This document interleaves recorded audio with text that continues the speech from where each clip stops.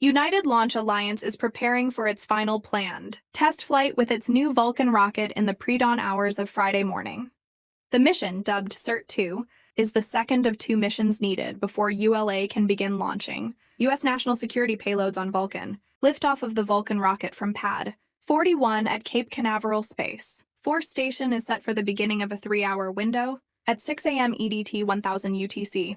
The weather forecast suggests an 80% chance of favorable conditions at liftoff. Spaceflight Now will have live coverage beginning about an hour prior to liftoff. Vulcan is designed to replace ULA's Delta IV rockets, which retired earlier this year, and Atlas V rockets. There are 15 Atlas V flights remaining, split between Amazon's Project Kuiper satellite internet constellation. 8 launches, Boeing's Starliner spacecraft, 6 launches, and Viasat's Viasat-3, 1 launch.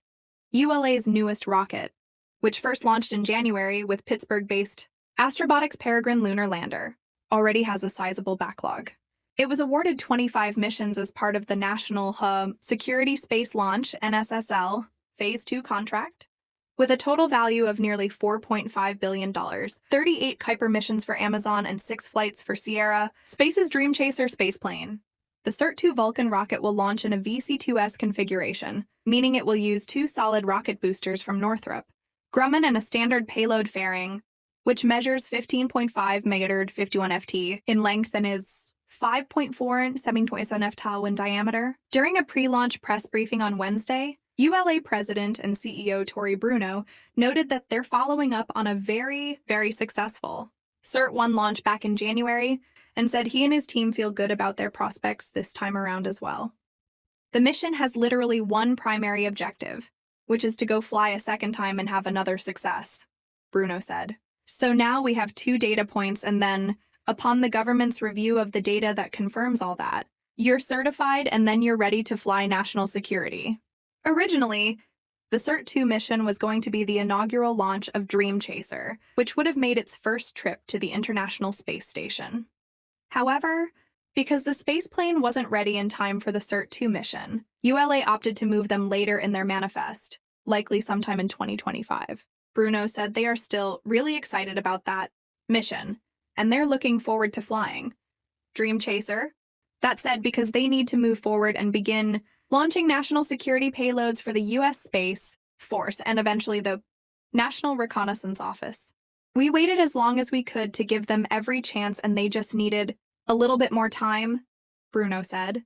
In fact, we had other customers that wanted to be on CERT-2 if we weren't going to be able to fly Dream Chaser, but we waited so long that we couldn't really get those integrated in time either. That's how interested we were in the Dream Chaser mission and how much we believe in their vehicle, which, by the way, means that ULA is paying for this CERT-2 flight.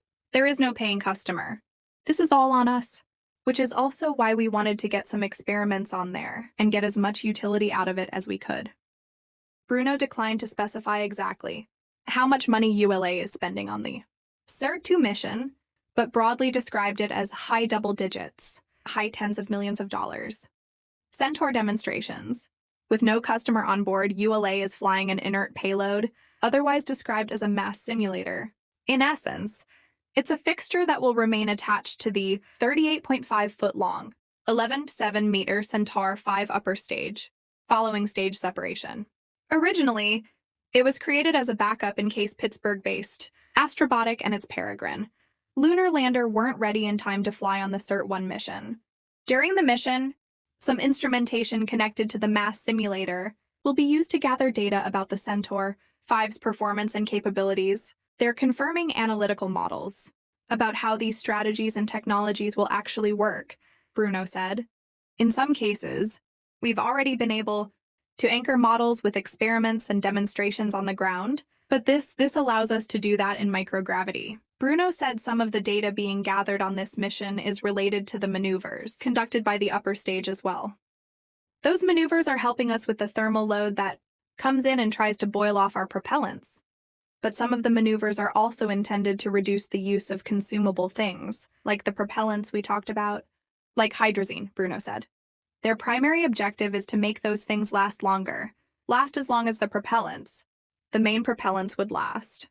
In doing so, they are generally more efficient, which means that the stage may weigh less and have more mass-to-orbit capability.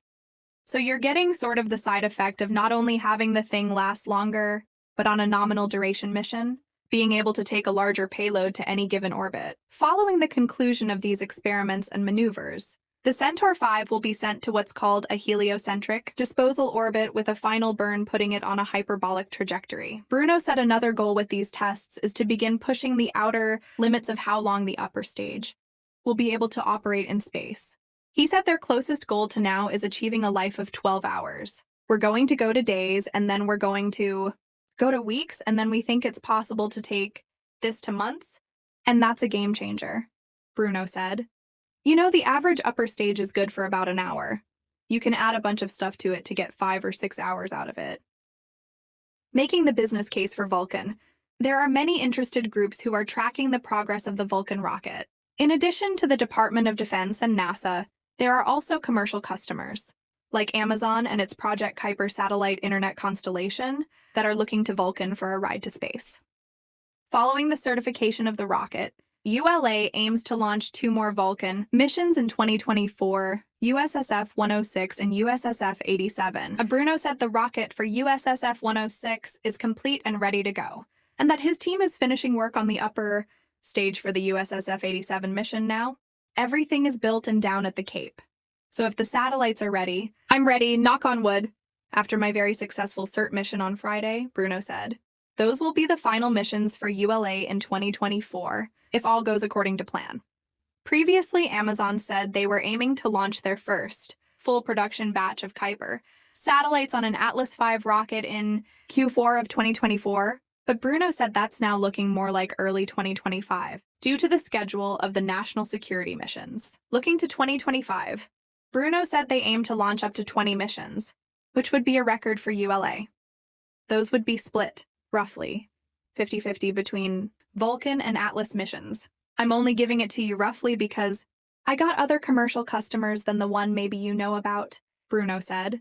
It's their purview to announce their mission, so I don't want to give you a precise count, but roughly half and half of the 20 are Atlas versus Vulcan. In a social media post on Thursday, Bruno noted that the previous peak number of launches for ULA was 16. He added that they launched fewer times in recent years, due to a division of government launches between ULA and SpaceX. The proposed ramp-up in cadence for ULA will be supported by what they call a second lane out at Space Launch Complex 41, SLC-41, at Cape Canaveral Space Force Station. The original vertical integration facility will become VIFG, which will support primarily government missions. Meanwhile, the new VIF, which is currently under modification and outfitting, will become VIF2 or VFC for commercial missions. Bruno said construction is going well and they expect to have it operational somewhere around the end of Q1 or beginning of Q2 in 2025. Over at Vandenberg Space Force Base in California, ULA is continuing work to convert Space Launch Complex 3 SLC-3 from an Atlas to a Vulcan-only pad, which Bruno described as being a little ahead of schedule. I expect to have that done either late Q1 or very early Q2, Bruno said. By the way, that comes with major upgrades to the road, coming up from the wharf at the base and onto the main facility, which will be used by everybody. So that infrastructure doesn't just benefit ULA, but it benefits all the users down there at Vandenberg. All told, Bruno said ULA spent more than $1 billion across all of their various infrastructure projects to support the transition to Vulcan and the planned ramp-up of launch cadence, which is projected to be around 25 launches annually. He also gave a ballpark figure for what it cost to develop the Vulcan rocket itself over the past near decade. The rule of thumb is it costs you somewhere between $5 and $7 billion.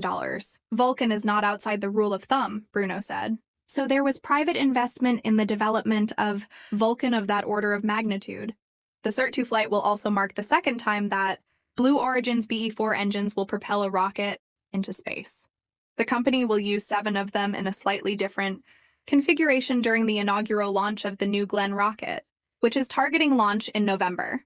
Blue Origin supplied ULA with all the BE-4s needed to launch the remaining Vulcan rockets in 2024 before it pivoted to New Glenn.